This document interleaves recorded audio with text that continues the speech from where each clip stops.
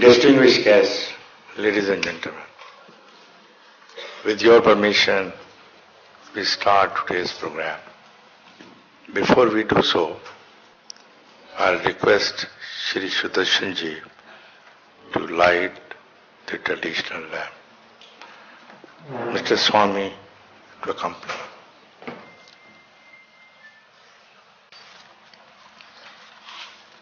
As I said, it's a great privilege for me that I have two great yogis, one Jnana yogi and one Karma yogi, together on the stage, and also very distinguished persons in the audience who have held very high positions in government. And I'm thankful to all of you that you found time to come. I am here. I have written a book called Hindus Under Siege, The Way Out, and it's been published by Haranand, of whom Narendra Kumar is here. When I entered politics in 1970, as a member of the Jansangh, I had formulated my own ideology within the framework of the Jansangh ideology, as the country must move in the direction of market economy instead of socialism. It should have a balanced foreign relations instead of dependence on the Soviet Union. It should develop relations with Israel and China. And finally, that India needed a Hindu renaissance. The first two ideological planks are now mainstream in the country.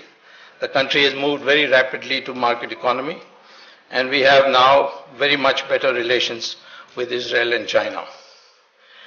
The country, however, is in dire need of a major renaissance in Hinduism, because today all the major threats the nation faces are targeted on Hindu society.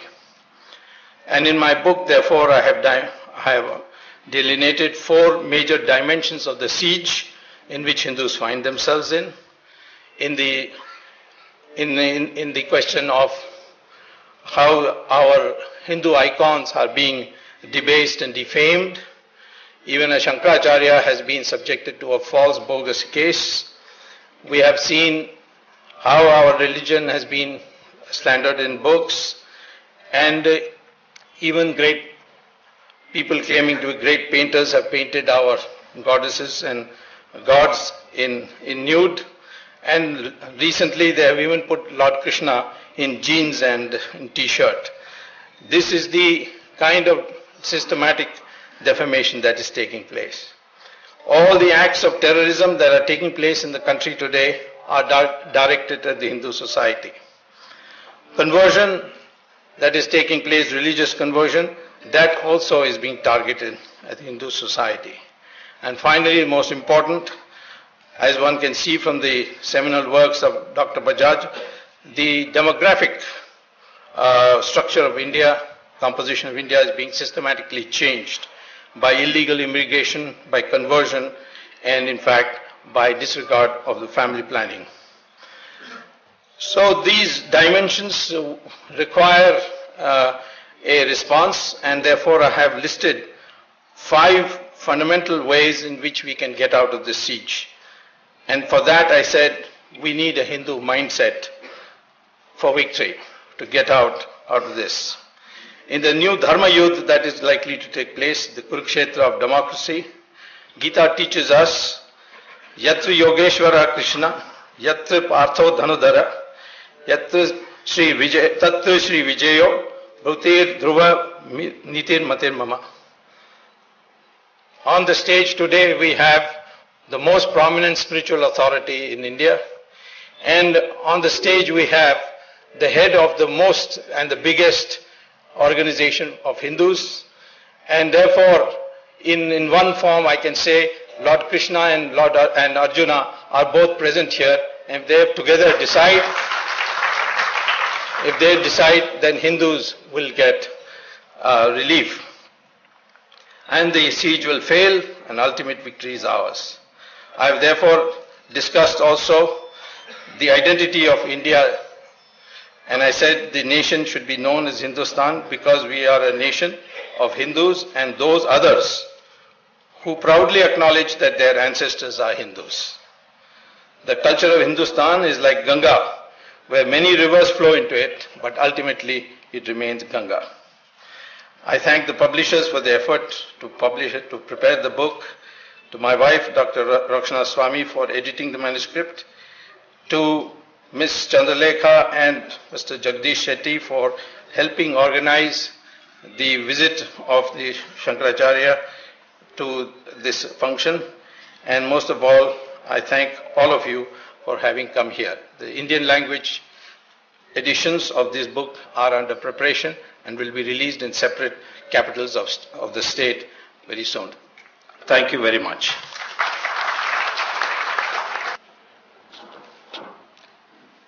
May I now request Shri Sudarshan ji to formally release the book and Prasad Swami to present the copy to him for release.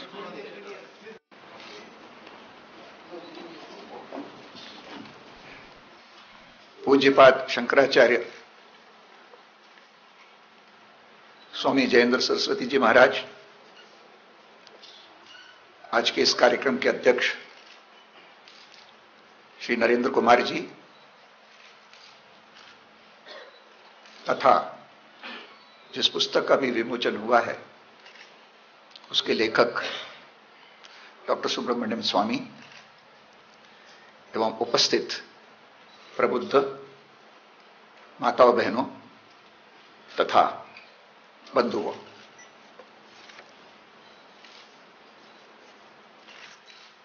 अभी स्वामी जी ने पुस्तक के बारे में बताते हुए कहा कि किस प्रकार से आज हिंदू समाज के ऊपर चारों तरफ से अनेक प्रकार के संकट आ रहे हैं। वास्तव में पिछले लगभग 800 वर्षों से इस प्रकार के संकट हमारे ऊपर आते रहे हैं और उन संकटों का भी हम लोगों ने सामना किया है। ये ठीक है कि अपनी स्वयं की कमजोरी के कारण हम सब लोग और करीब 500 वर्षों तक और मुस्लिम सुल्तानों के और लगभग 250 वर्षों तक अंग्रेजों के अधीन रहे।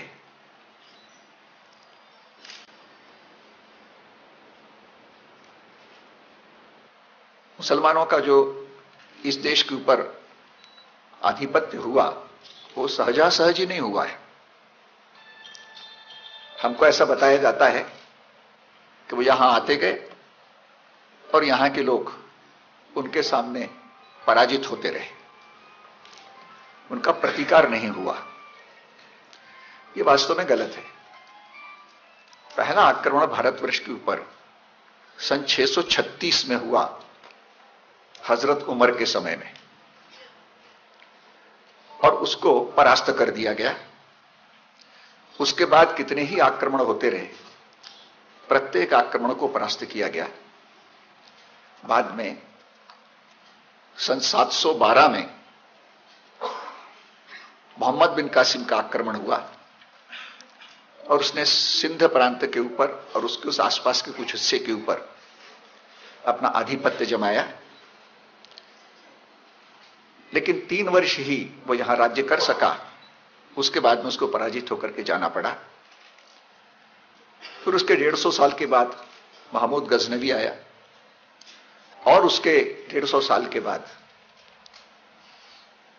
मोहम्मद गोरी आया।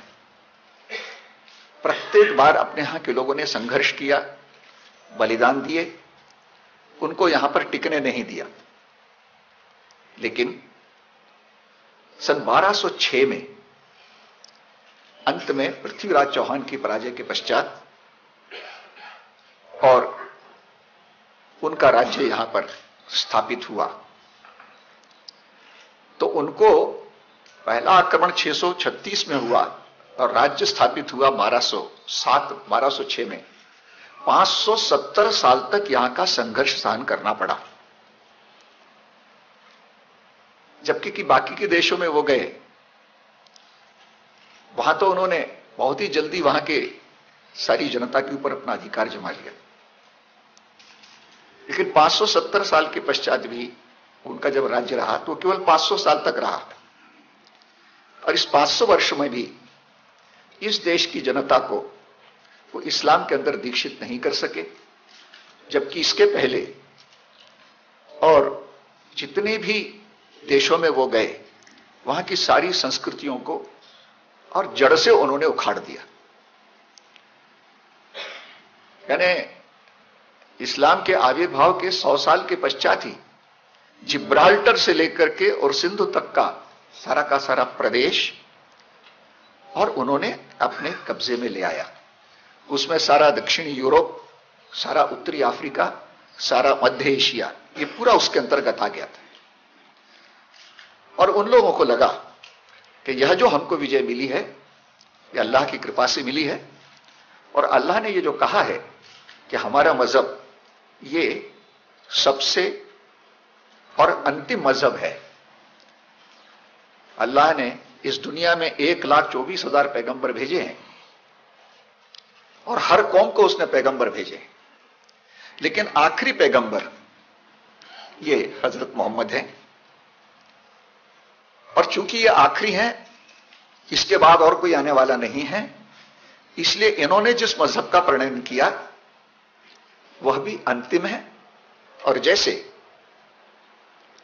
सर्वोच्च न्यायालय का अंतिम निर्णय बाकी के सारे निर्णयों को निरस्त कर देता है, वैसा ही इस अंतिम मजहब ने बाकी के सारे मजहबों को निरस्त कर दिया है।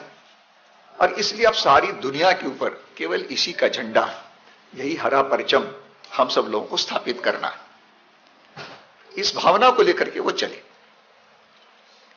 लेकिन बाद में यूरोप के अंदर और ईसाई मजहब भी खड़ा हुआ, वो भी उतनी ही मात्रा में असहिष्णु था, और उसने फिर प्रत्याक्रमण किया और क्रूसेड्स हुए, जिसमें और यूरोप का बहुत सा हिस्सा उन्होंने मुक्त कर लिया।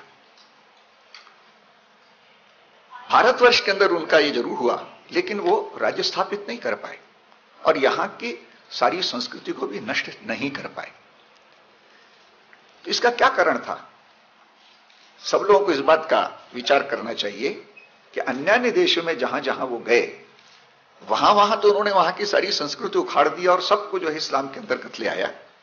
क्या कारण है कि भारतवर्ष में लगातार और 570 साल तक आक्रमण भी किया और 500 साल तक इनका राज्य भी रहा, तो भी केवल मात्र 12-13% लोगों को ही इस्लाम के अंदर दीक्षित कर सके। और ये जो इस्लाम में दीक्षित हुए, ये कोई और सामान्य गरीब इस प्रकार के व्यक्ति नहीं थे। Doctor KS. लाल ने एक पुस्तक लिखी है, Indian Muslims who are they, और उसने सिद्ध किया है कि जो बड़ी जातियों के लोग थे, ब्राह्मण, क्षत्रिय और कायस्थ, यही सबसे ज्यादा हुए हैं जिनको और आजकल तथाकथित छोटी जाति माना जाता है। ये लोग जो हैं वास्तव में मुसलमान नहीं है, आंकड़ दिए उन्होंने, कितने कम लोग। तो इस नाते से उन्होंने यहां पर और प्रयत्न किया, लेकिन सफल नहीं हो सके। उसका क्या कारण था?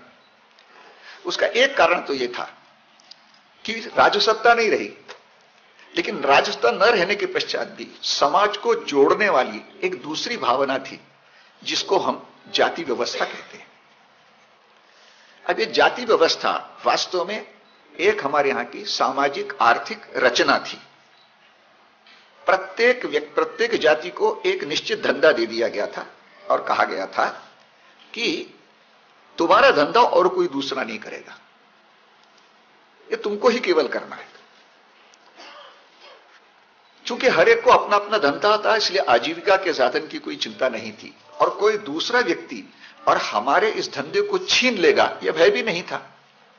आजकल तो जो है पूरी की पूरी कंपनियां जो हैं, और उसको लोग और पूरा का पूरा आत्मसात कर लेते हैं, ले लेते हैं, टेक ओवर कर लेते हैं। अभी कई बैंक्स जो हैं उन्होंने टेक ओवर कर लिए, वो ले लेते। इस प्रकार का कोई टेक ओवर का मामला अपने यहां पर नहीं था। सबको यह था कि हमारी रोजी रोटी और सुरक्षित है। और हमको समाज की आवश्यकता है, समाज को हम की हमारी आवश्यकता है। प्रत्येक जाति चूंकि एक समाज की विशिष्ट आवश्यकता को पूरा कर दी थी, इसलिए सब मिलकर के एक व्यापक समाज परस्पर निर्भर इस प्रकार का था। और इसमें भी उपभोग के लिए ये कहा गया था कि जो सबसे ज्यादा बुद्धिमान है उसको सबसे कम उपभोग मिलेगा, और जो सबसे छोटा है, जो श्रम करता है, इसके उपभोग पर कोई प्रतिबंध नहीं रहेगा। अब एक योजना थी, एक व्यवस्था थी। व्यवस्था तो अच्छे ही उद्देश्यों से बनती है, लेकिन कोई भी व्यवस्था चिरकाल तक टिकती नहीं है। व्यवस्था के अंदर बिगाड़ आता है। जैसे अल्फ्रेड टेनिसन ने कहा है, old order changeth yielding place to new, lest one good custom should corrupt the whole world.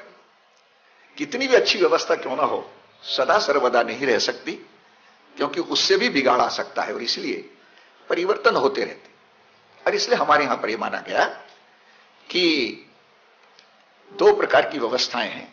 कुछ ऐसे शाश्वत सिद्धांत हैं जो सदा सर्वदा चलते हैं, और कुछ ऐसे हैं जो हर समय के अनुसार बदलते रहते हैं।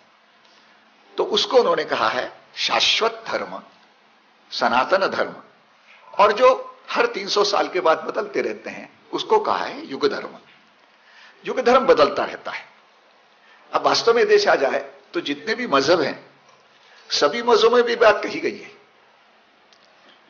हजरत मोहम्मद की एक हदीस है जिसमें उन्होंने ये कहा है, आज मैं जो कुछ बता रहा हूं उसका 10% भी छोड़ दोगे तो तुम खत्म हो जाओगे, लेकिन एक जमाना ऐसा आएगा जब केवल 10% बचा करके रखोगे तो तुम निहाल हो जाओगे।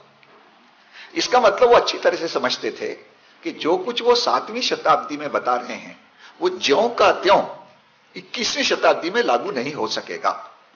और इसलिए आज मुस्लिम समाज को भी इस बात का विचार करना चाहिए कि कौन सा वो 10% है जो शाश्वत है, सब समय के लिए सत्य है, और कौन सा है कि जो और काल के अनुसार बदलता है, उसको छोड़ देंगे।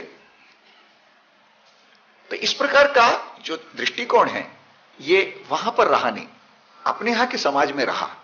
हमारे यहां पर अनेक महापुरुष पैदा होते रहे जिन्होंने और समय समय के अनुसार और युग धर्म क्या होना चाहिए ये हम लोगों को बताया, और उसके आधार पर हमारी सामाजिक, आर्थिक, राजनीतिक रचनाएं ये चलती रही।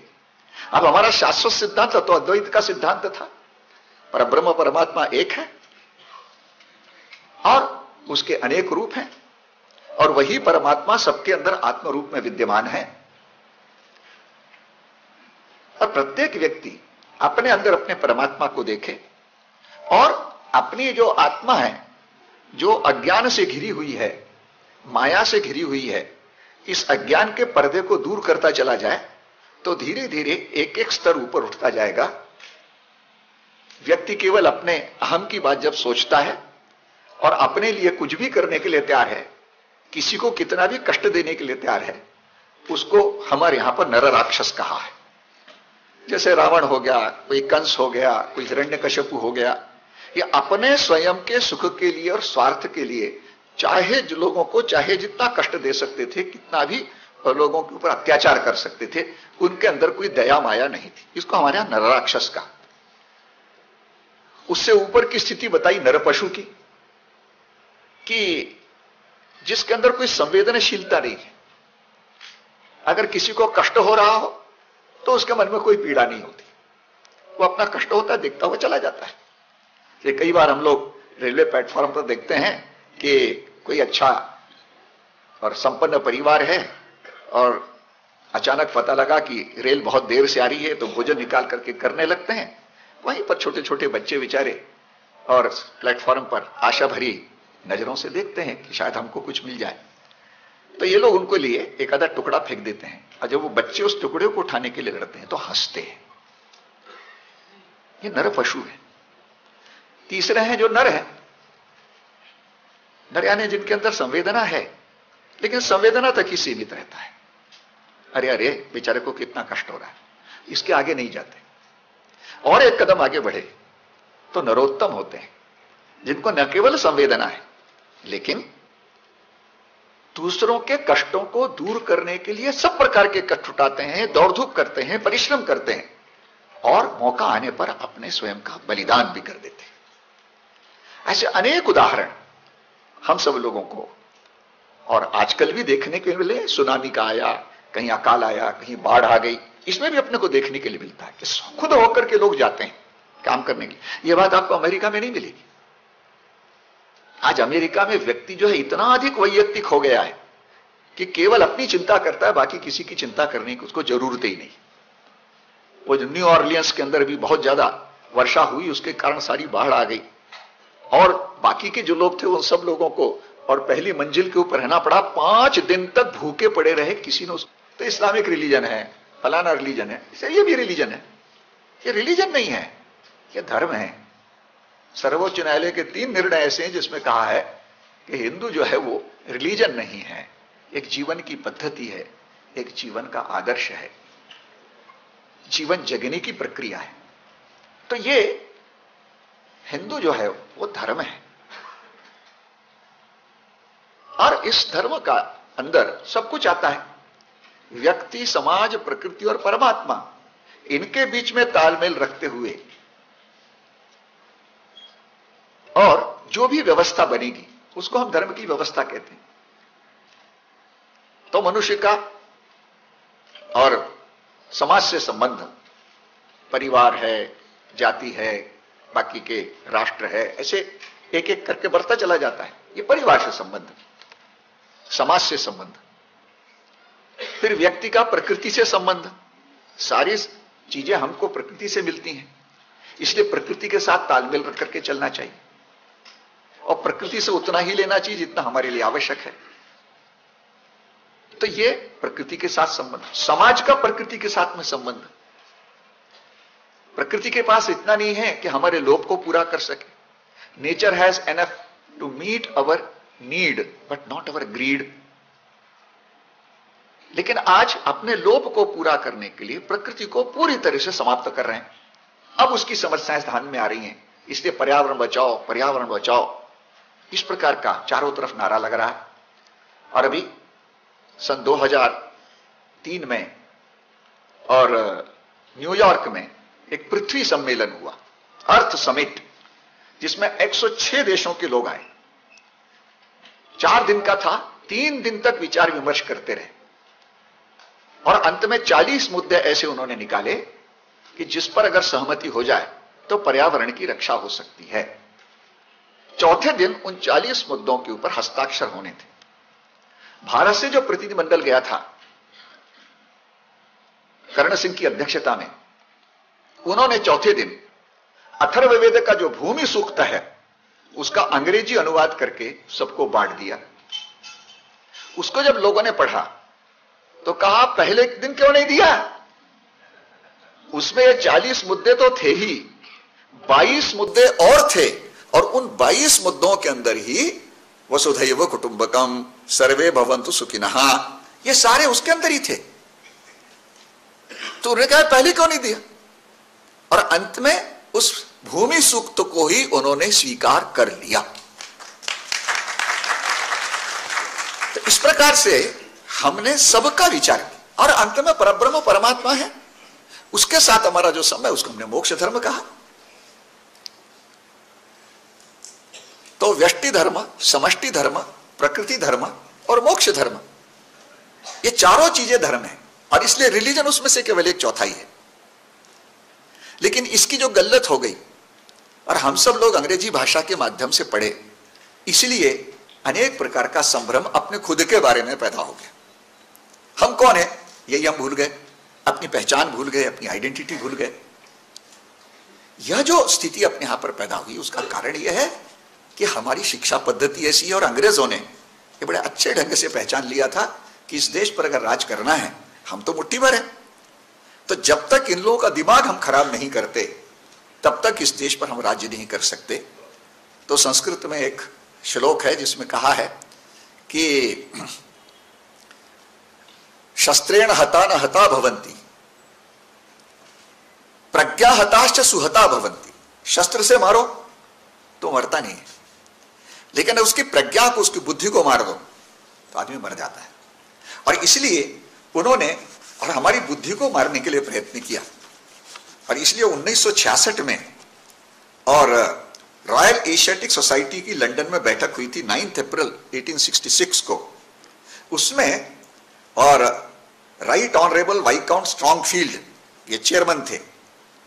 उस समय पर उसका जो मीटिंग में लिखा गया है, mister Edward Thomas then proceeded to advert to the single point open to discussion involved under the fourth head, tracing the progress of successive waves of Aryan immigration from the Oxus into province of Haryana and the Hindu Kush and downward course of the pastoral races from their first entry into Punjab and the associate crude chants of the Vedic hymns to the establishment of the cultivated Brahminical institutions on the banks of the Saraswati and so on। तो ये सब ढोर चराने वाले लोग थे और वो जो गाते थे वो वैदिक हिम्स हो गई हैं।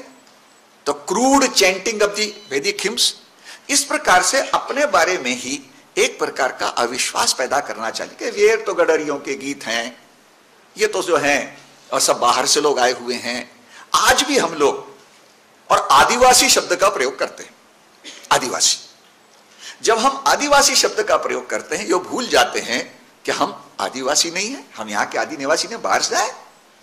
लेकिन इतना हमारे दिल पर उसका असर है कि सहज रूप से आदिवासी निकलता है। क्यों? अरे हम सभी आदिवासी हैं भाई, यहां कोई बाहर से नहीं आया। और अब तो ये पूरी तरह से सिद्ध हो गया कि आर्य नाम की कोई इस प्रकार की प्रजाति थी, कोई रेस था, वो कहीं बाहर से आया है, ऐसा अपने यहां पर। और ये गलत है। और स्वयं बीबीसी ने भी अपने प्रसारण में ये कह दिया है कि ये बात गलत है, ऐसे कहीं बाहर से लोग नहीं आए। अब ऐसी स्थिति में हम इसी देश के रहने वाले, लेकिन ये सारी संभ्रम हमारे मन के अंदर पैदा किया गया। इतिहास के हमारे जो उज्जवल पन्ने हैं वो हमको नहीं बताए गए। केवल जहां जहां हम पराजित हुए, जहां जहां हम दूसरों के दास बने रहे, उसका वर्णन विस्तार से है। हमने कोई पराक्रम किया है ये नहीं बताया गया। रविन्द्रनाथ ठाकुर कहते हैं कि एक अंग्रेज का बच्चा अच्छा जानता है कि उसके बाप दादा ने कौन से पराक्रम किए, कौन कौन से देशों पर अपना साम्राज्य का विस्तार किया, व्यापार और वाणिज्य में कौन कौन सी नई नई उपलब्धियां की। और इसलिए उसके मन में भी भावना जागृत होगी है, मैं भी अपने बाप दादों के समान रण गौरव, धन गौरव, वाणिज्य गौरव अर्जित करूंगा। लेकिन हमारे बच्चों को क्या सिखाया जाता है? तुम बेवकूफ हो, तुम्हारे बाप दादे बेवकूफ थे, तुमने कभी भी साम्राज्य स्थापित नहीं किया। अच्छा, नहीं किया, लेकिन किया क्या ये हमको नहीं बताया जाता। और इसलिए हमारे यहां का जो बालक पैदा होता है वो केवल पश्चिम का अनुकरण करने मात्र के लिए ही रहता है, वो स्वयं अपनी दिमाग से कुछ सोचता नहीं। लेकिन आज दुनिया जिस समय और एक संघर्ष के कगार पर खड़ी हुई है, ऐसे समय में हम सब लोगों का यह कर्तव्य हो जाता है कि हम अपनी ही चीजों को ठीक प्रकार से समझें, अपनी ही चीजों को हम ठीक प्रकार से, हमारे पास में क्या धरोहर है ये हमको मालूम नहीं, हमको ये मालूम नहीं। किसी एक किसान के बच्चे को एक रत्न मिल गया, तो वो रत्न जो था उससे उसका बच्चा खेल रहा था, मिट्टी में खेल रहा था, वो उसको भी खेला, उसको मालूम ही नहीं इसकी कीमत क्या है। बाद में जब कोई राजा आया तब उसने कहा कि अरे ये कितने में मिलेगा? तो किसान ने कहा कि भाई ऐसे ही कुछ पड़ा हुआ था ये। अच्छा, हम 10 रुपए थे, 15 रुपए थे, जब बढ़ाते चले गए तब उनको लगा कि जरूर कुछ है, अंत में कई लाख रुपए लेकर के ले गए। तो ये रत्न हमारे पास में है, हमको ही पता नहीं ये क्या है।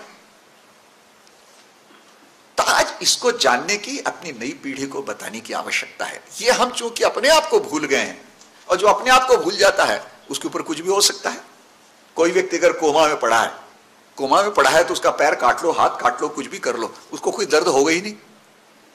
उसको आपने 4 गालियां सुनाई तो भी उसको कोई तकलीफ नहीं होगी, कोमा में है वो, क्या बड़बड़ाएगा ये भी पता नहीं।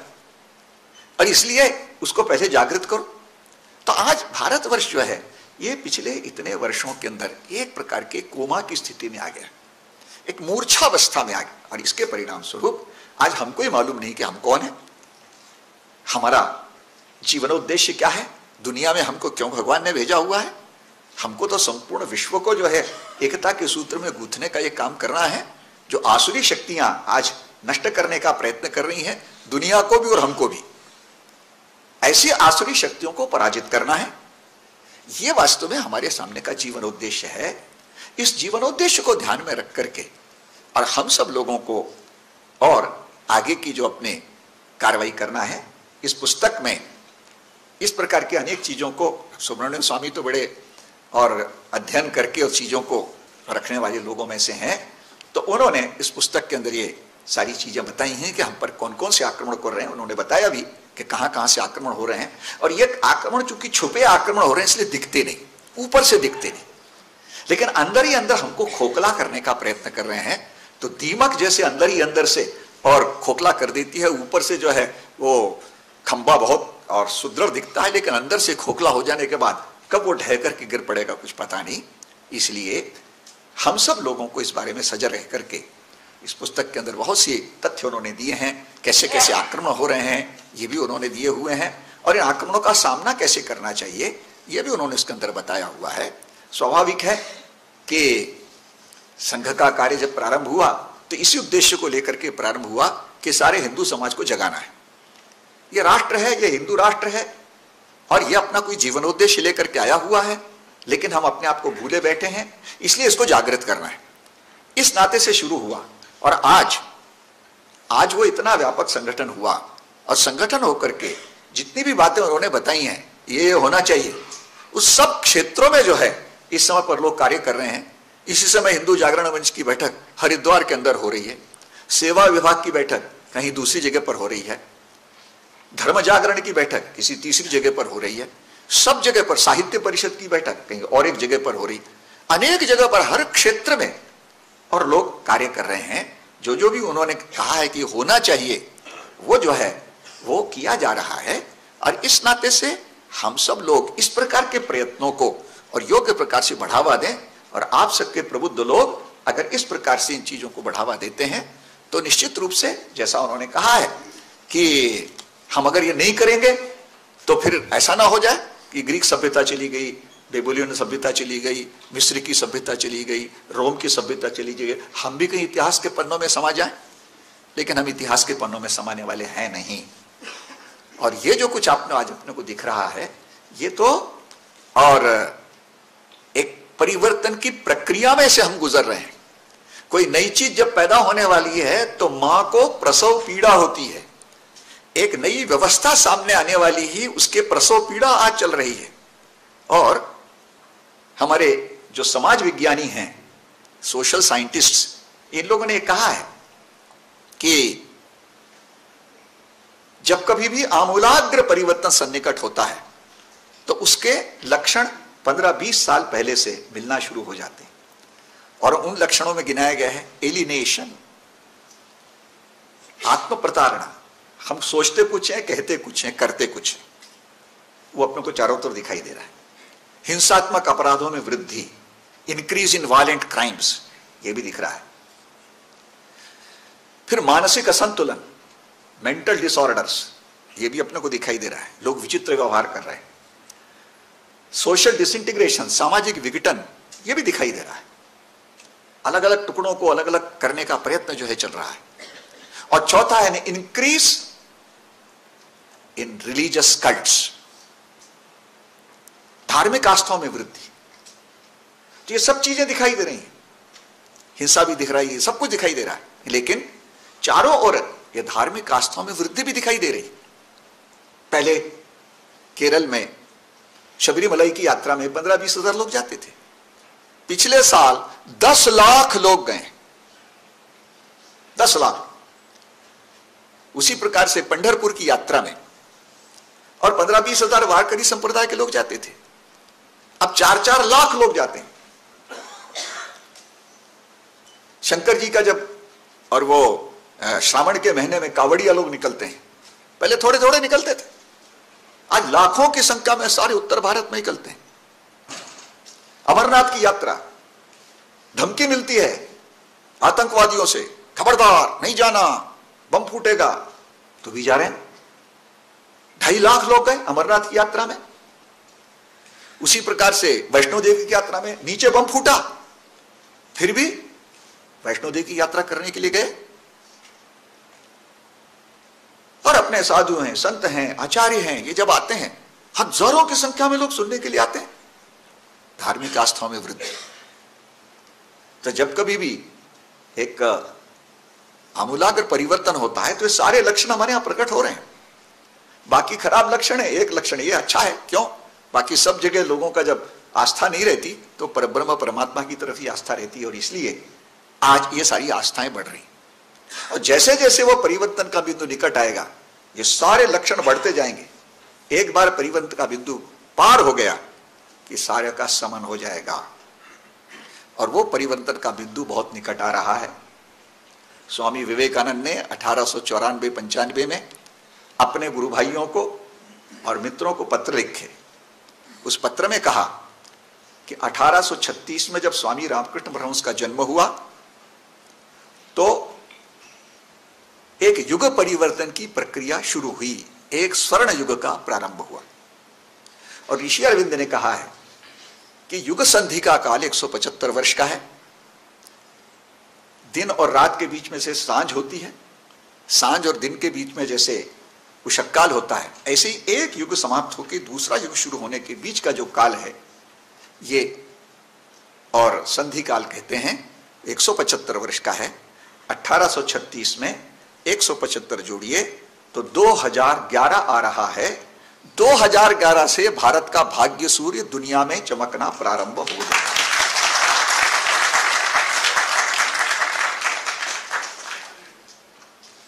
लेकिन हो जाएगा तो होने ही वाला है, इसलिए आराम से बैठो, चादर तान करके सो। ये नहीं है, बीच के 4-5 वर्ष अत्यंत कठिन हैं। ये सारी शक्तियां जो उन्होंने बताई हैं ये अपने आक्रमणों को तेज करेंगी, कर रही हैं सब प्रकार से। इस समय जो समाज का जो जागृत वर्ग है उस जागृत वर्ग का एक कर्तव्य हो जाता है कि हम अपने उन सारे भाइयों को जगाएं, उनकी जो श्रेष्ठता उनको बताएं, और इन सारे आक्रमणों का सामना करने के लिए एक संगठित रूप में हमको खड़ा करें, उनकी इच्छा शक्ति जगाएं कि हमारा जो भविष्य निर्माण करना है वो हमको करना है। और इसलिए खड़े हो जाओ, अपनी आलस्य को त्यागो, अपनी निद्रा को त्यागो, और हम जो है फिर से और दुनिया के अंदर और श्रेष्ठ इस प्रकार से बनने वाले हैं। यह एक भाव सब लोगों के अंदर जगाने की आवश्यकता है। मैं समझता हूं कि इस समय पर इतना ही कहना पर्याप्त हो।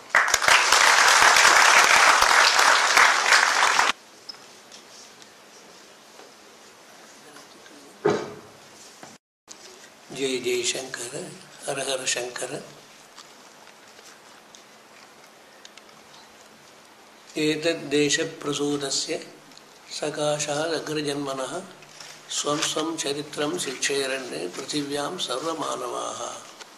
ऐसे एक नीति श्लोक है। एक समय पर अभी भी हमेशा भी अपना देश से संस्कार जो है, संस्कृति जो है, तत्वज्ञान जो है, उसका सारी देश वाला समझ करके, सीख करके अपना जीवन का रास्ता लेना, यही श्लोक का तात्पर्य है।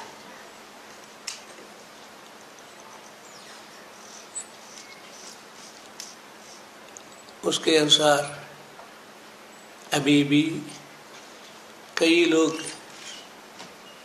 विदेशी लोग, विधर्मी लोग अपना तत्वज्ञान का ऊपर, संस्कृति का ऊपर हजार हजार लोग अपना मार्ग छोड़कर, ईसाई धर्म छोड़कर, मुसलमान धर्म छोड़कर भी अभी भी बहुत लोग आ रहा है।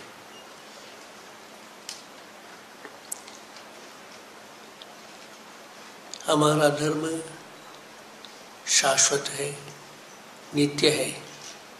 हमारा तत्वज्ञान सब नित्य है, शाश्वत है।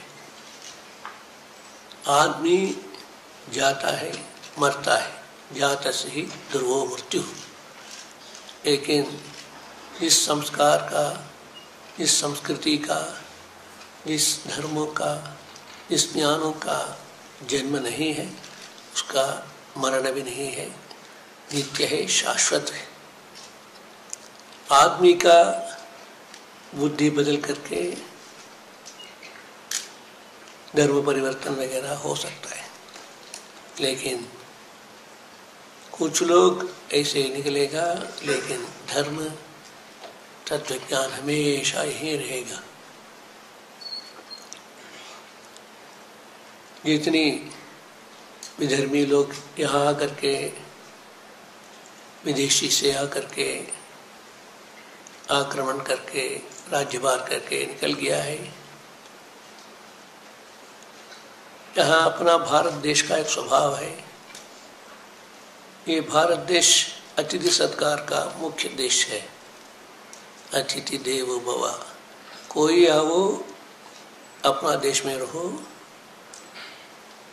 अच्छा है।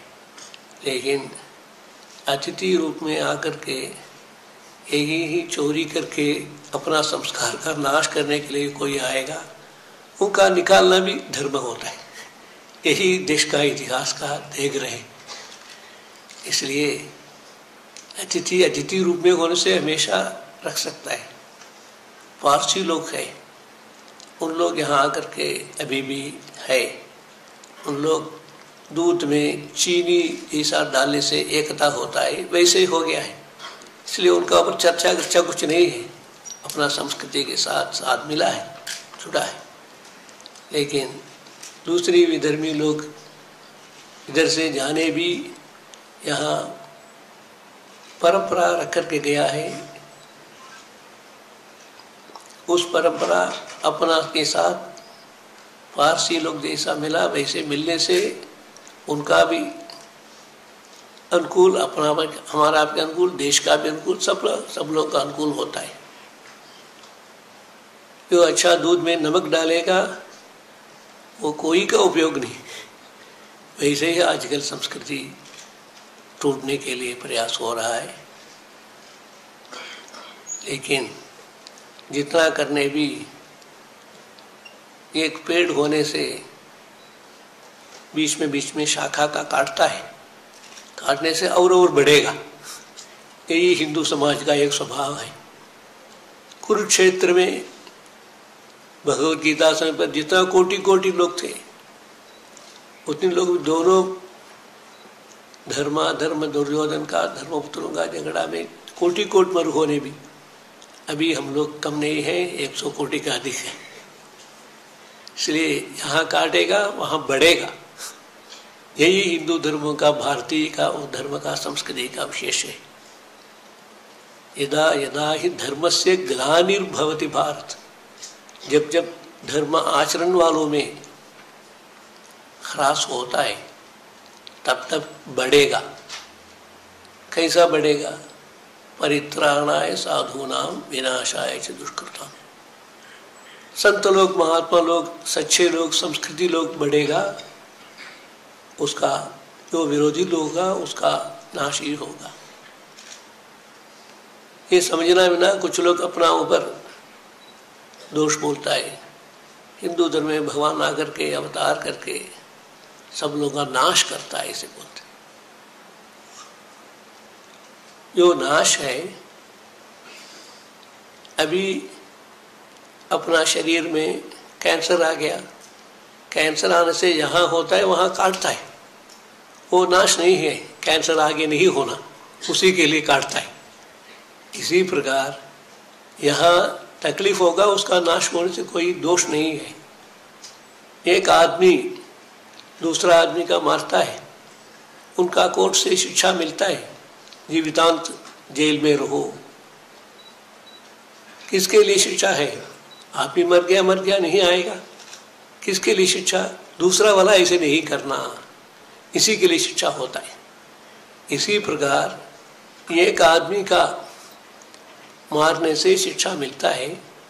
एक जज अपना जीवन भर 100 आदमी का शिक्षा देता है, ये विधान शिक्षा, मरण शिक्षा, लेकिन उनका दोष पाप कोई नहीं है।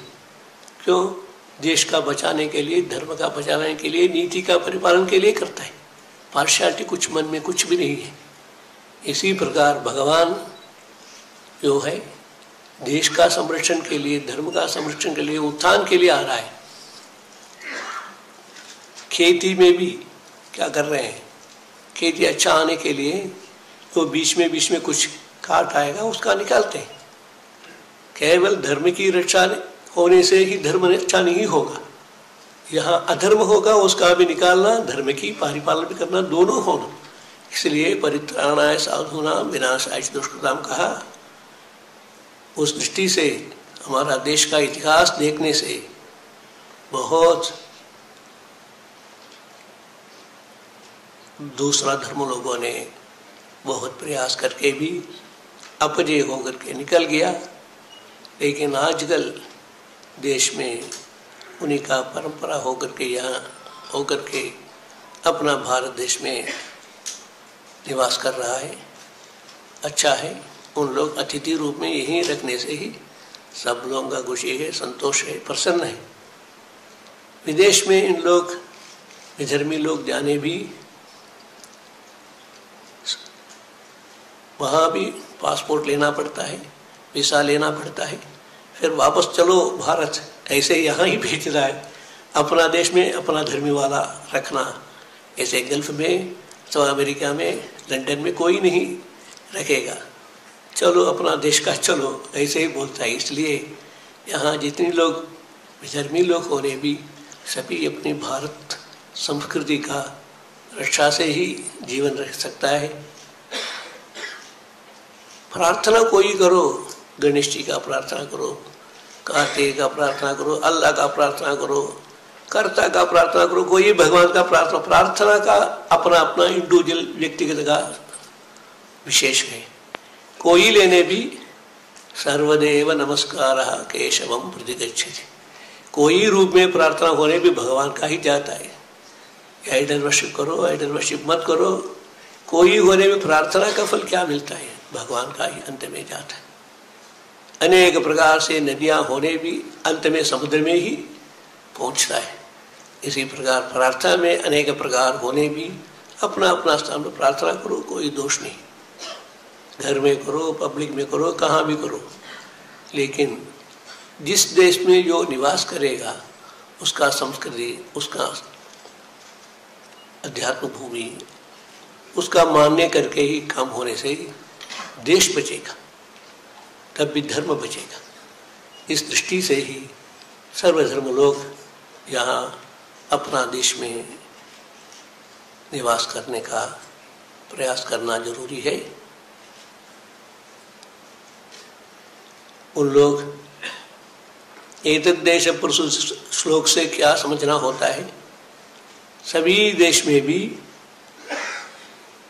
वेदांत तत्वों का ऊपर, अद्वैत वेदांत तत्वों का ऊपर और परंपरा का ऊपर सभी देश में भी एक ही वैदिक सनातन हिंदू धर्म था। इसलिए एतद् देश प्रसूत से कहा, यहाँ से आकर के सब देश का सीखो। लेकिन आजकल यही ही अपना धर्म में सीखने का भी कमजोर हो रहा है। इसलिए पूरा देश में सनातन धर्म का ही एक समय पर हुआ था, फिर कम से कम होकर के अभी इतना आ गया है। क्योंकि बाइबल में देखने भी मूर्ति पूजा का खंडन मंडन है, बाइबल में कुरान में देखने भी मूर्ति पूजा खंडन है। जब खंडन होगा उसके आगे वहाँ होगा, इसलिए खंडन करता है। उनका समय पर विग्रह आराधना का, मूर्ति पूजा का, अपना कल्चर का होने से ही ये बाइबल में, कुरान में खंडन का अवसर होगा, नहीं और से अवसर नहीं होगा। इसलिए बाइबल के आगे से, कुरान के आगे से ही संस्कृति पूरा जगह पर था, उसका एक खंडन मंडन किया। ऐसे होकर के आजकल यहाँ होकर के आ रहा है। इसलिए सारी देश में ही अपना संस्कृति थे। उस दृष्टि से ही वेदों में, उपनिषद में जगद्गुरु आदि शंकराचार्य जी ने त्वयि मयि च अन्यत्र एको विष्णु व्यर्थम कुप्यसि मयि असहिष्णु सर्वस्मिन्नपि पश्यात्मानं सर्वत्र उत्सृज्य भेद अज्ञान। ऐसे कहा सर्वत्र भी परमात्मा अंतर्यामी रूप में विराजमान है।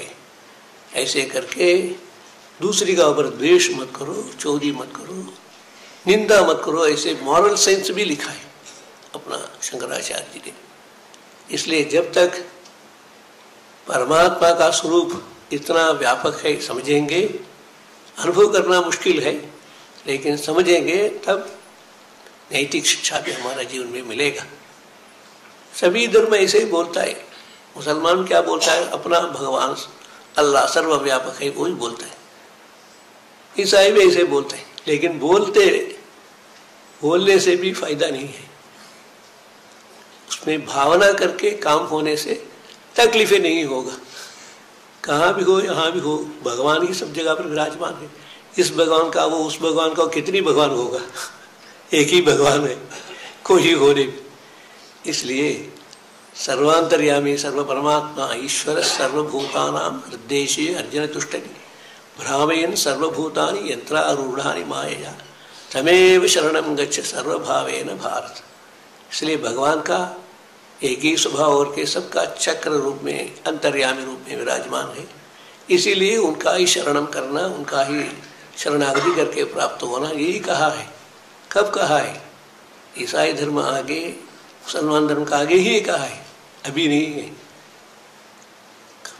द्वापर युग में कृष्ण भगवान ने कहा है। ये सब अभी 2000 इतना हजार का साल में यहाँ गया है। उसके आगे ही बहुत पुराना काल से एक गीता अपना भगवान है, उनका शरणागति करो, इसे कहा है। इसलिए अभी भी नया चीज से जो आ गया है वो ठीक नहीं है।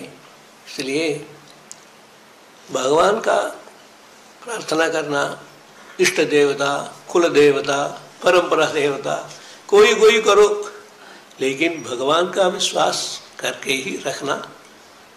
भगवान का नाम पर झगड़ा कभी भी नहीं होना। भगवान एक ही भगवान अनेक रूप में आकर के आशीर्वाद करता है। एक ही बिजली शक्ति है, मयिक रूप में बात करता है, लाइट रूप में प्रकाश देता है, अनेक रूप में होता है, लेकिन अंतर में क्या है? एक ही बिजली शक्ति है।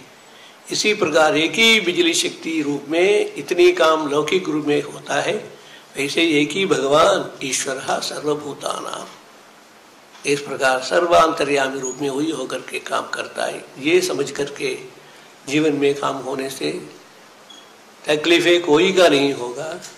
जब तक अहंकार हो के अपना अपना अपना होता है तब बहुत तकलीफ होगा, दिक्कत हो जाएगा, बहुत देश का, जनता का, सबका होगा। कोई होने भी अपना धर्म का ऊपर इतना भयभीत होने भी, इतना तकलीफ आ गया, ऐसे डॉक्टर सुब्रमण्य स्वामी ने लिखने भी अभी भयभीत है। जैसा है मेघावृत सूर्य नहीं दिखता है, एक हवा होकर के मेघ हो गया, सूर्य नहीं दिखता है। फिर दूसरा हवा आएगा, मेघ निकलेगा, सूरज अच्छा दिखेगा। सूरज हमेशा प्रकाशमान है, केवल मेघावृत आता है जाता है उतनी ही। इसी प्रकार हमारा धर्म में, हमारा संस्कृति का, हमारा तत्वज्ञान का मेघावृत रूप में कुछ कुछ तकलीफ हो रहा है, लेकिन जल्दी का जल्दी हर एक व्यक्ति अपना जीवन का विचार करने का प्रयास होने से, अपना संस्कृति का विचार करने का प्रयास होने से जरूर मेघावृत दूर होकर के हमेशा प्रकाशमान सूरज रूप में अपना धर्म, अपना संस्कृति सब प्रकाश रूप में ही हमेशा रहेगा। अभी भी प्रकाश रूप में है, लेकिन मेघावृत रूप में है। वो मेघावृत दूर करना, वो स्वयं मेघावृत दूर नहीं चलेगा, एक हवा आने से ही निकलेगा। वैसे ही हम लोग का जो हवा है, संस्कृति हवा, वो संस्कृति हवा अपना धर्मों का आचरण वाला जो हवा होगा उससे ही बदल कर सकता है। इसी प्रकार आजकल नाना प्रकार से, अनेक प्रकार से दिक्कत हो गया है। अपना राजनीति से ही इतना तकलीफ हो रहा है, राजनीति ठीक होने से प्रजा लोग अच्छा हो जाएगा, सन्मार्ग में आएगा। राजनीति ठीक नहीं हो करके इतना गंदा तकलीफ सब कुछ हो गया है। ये दृष्टि से ही आरएसएस संघ परिवार 25 साल पहले ही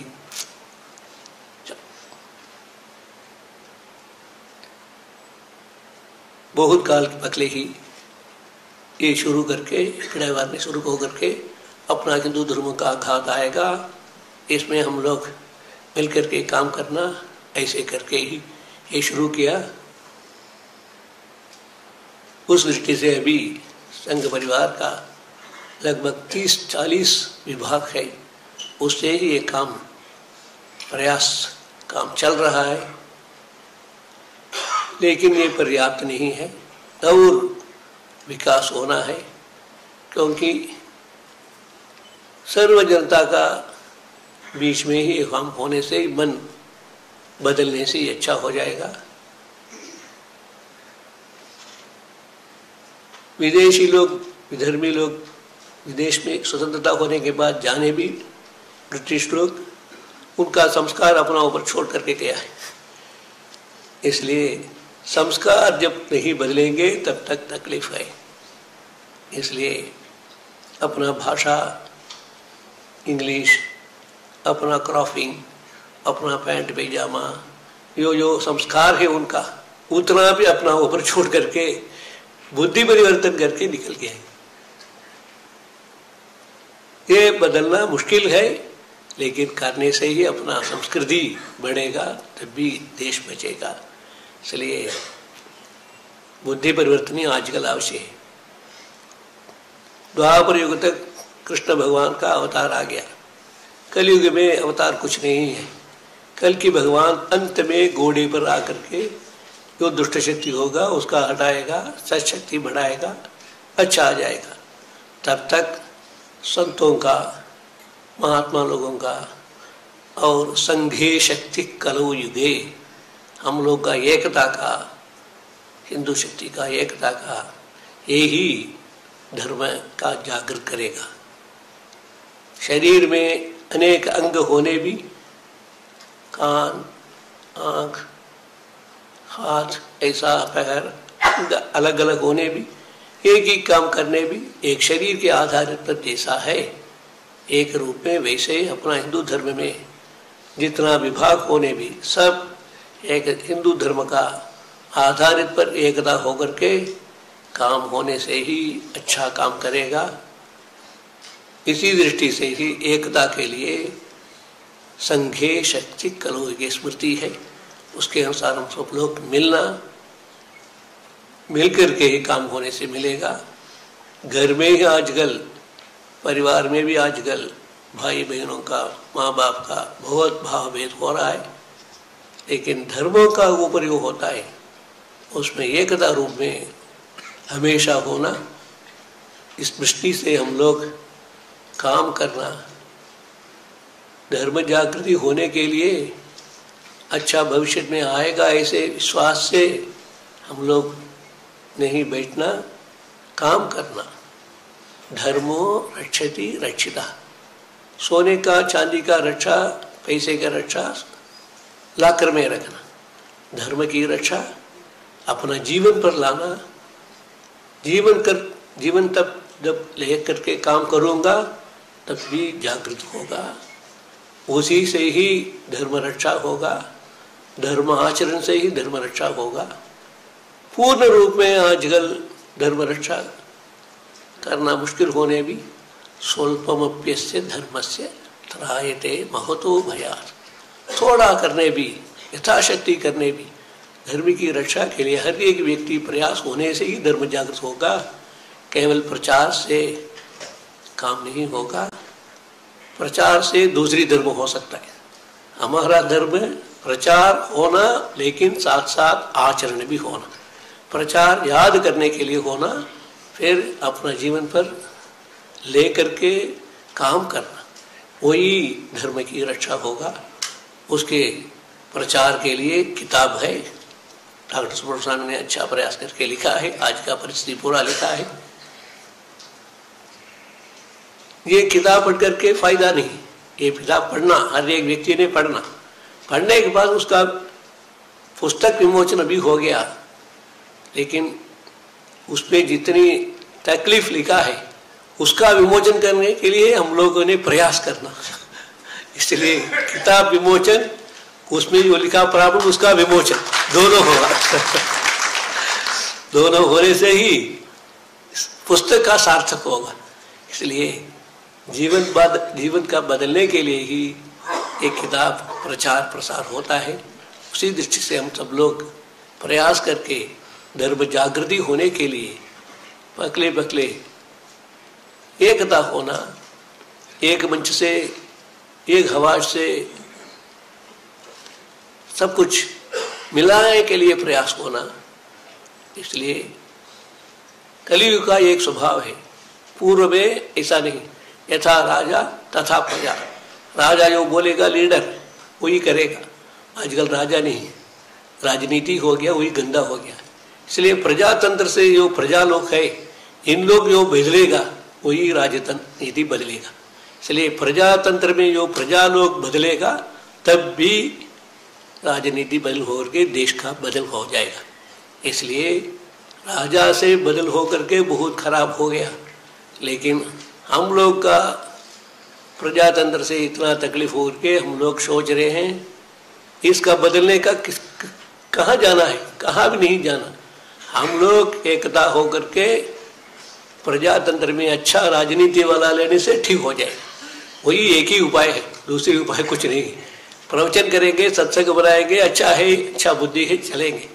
लेकिन जब अवसर होता है तब याद रख करके धर्म नीति का, धर्म जागरण का, धर्म रक्षा के लिए, प्रयास के लिए अत्यंत आवश्यक होता है। राजनीति भी नहीं होने से कुछ काम नहीं चलेगा।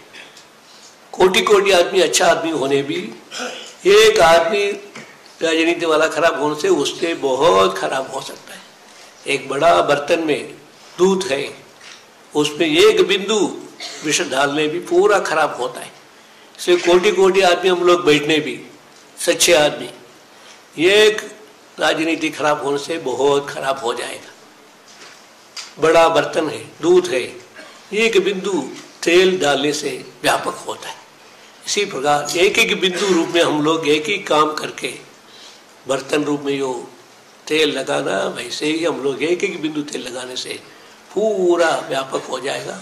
इसलिए हर एक व्यक्ति अपना जीवन का, अपना धर्म आचरण का, अपना देश का, संस्कृति का रक्षा के लिए प्रयास करना। केवल प्रवचन सुना है, सुनकर के ही काम करना। इसलिए गीता में कहा है भगवान कृष्ण जी ने, नष्टो मोहः स्मृतिर्लब्ध्वा त्वत्प्रसादान् मयाच्युत स्थितोस्मि गत संदेहः करिष्ये वचनम तव। नष्टो मोह, गीता सुनने के बाद अर्जुन बोलता है मेरा मोह दूर हो गया। गीता सुनने के बाद मेरा मोह दूर हो गया। नष्टो मोह स्मृतिर्लब्धा, किसके लिए मैं आया हूँ, याद आ गया है। युद्ध के लिए आया हूँ, याद आया है। तत्प्रसादान में अच्युत, भगवत प्रसाद से ये मोह दूर होता है। सच्चा संस्कार साधु महात्मा से मिलता है। तत्प्रसादान महाच्युत स्थितोस्मि, मैं तैयारी हूँ। गत संदेह, फिर नहीं पूछेंगे। अभी तक कई प्रश्न किया, अर्जुन ने उत्तर दिया, कृष्ण भगवान ने। अभी प्रश्न नहीं करेंगे। गत संदेह, संदेह दूर हो गया। करिष्ये वचनम तव, आप जो बोलेगा वैसे करेंगे कहा। यही हमारा धर्म है, वही हमारा सूत्र है। हर एक व्यक्ति जब करिष्ये वचनम तव उसके अनुसार काम करने का शुरू करेंगे, तब जितना जल्दी करेंगे उतना जल्दी अपना संस्कार, अपना संस्कृति, अपना धर्म सब मेघ रूप में दूर होकर के, सूर्य रूप में प्रकाश होकर के, जगत ज्योति रूप में अपना धर्म प्रकाश रखेगा। ये धर्म, हिंदू धर्म अच्छा होने से ही बाकी सब धर्म ही अच्छा हो सकता है, ठीक हो सकता है, अच्छा हो सकता है। इसमें ही खराब होने से दूसरी धर्मों में दिक्कत हो जाएगा, बहुत तकलीफ हो जाएगा। इसलिए यही जनरेटर है एतद् देश प्रसूतस्य। इसलिए यहाँ अच्छा होने से ही बाकी देश में अच्छा मिलेगा, यही खराब होने से बाकी देश में बहुत दुख होगा। आजकल वही परिस्थिति है, हमारा देश में दिक्कत नहीं है, कम है, लेकिन विदेश वाला में देखने से हमेशा भयभीत में खाने का, पीने का, सोने का भयभीत में उन लोग जीवन बनता है। उतना नहीं है हमारे पास, हम फ्री है, थोड़ा थोड़ा तकलीफ होने भी, संस्कार काट होने भी धैर्य है हमारे पास, धैर्य लक्ष्मी है। बाकी का ऊपर धैर्य लक्ष्मी नहीं, पैसा लक्ष्मी है, दूसरा लक्ष्मी है, हमारे पास धैर्य लक्ष्मी। धैर्य लक्ष्मी होने से सभी काम कर सकते हैं। से सब लोग धैर्य लक्ष्मी लेकर के, करिष्ये वचनम तव, ये नाम लेकर के काम करने का शुरू होकर के धर्मो रक्षति रक्षिता, धर्म आचरण करने से कराने से बाकी लोगों द्वारा एकता होने से अपना संस्कृति का जरूर देश बचेगा, किताब का सफल होगा। आज जगह कार्यक्रम में सफल होने के लिए आशीर्वाद देता हूँ। जय जय शंकर, हर हर शंकर, नारायण।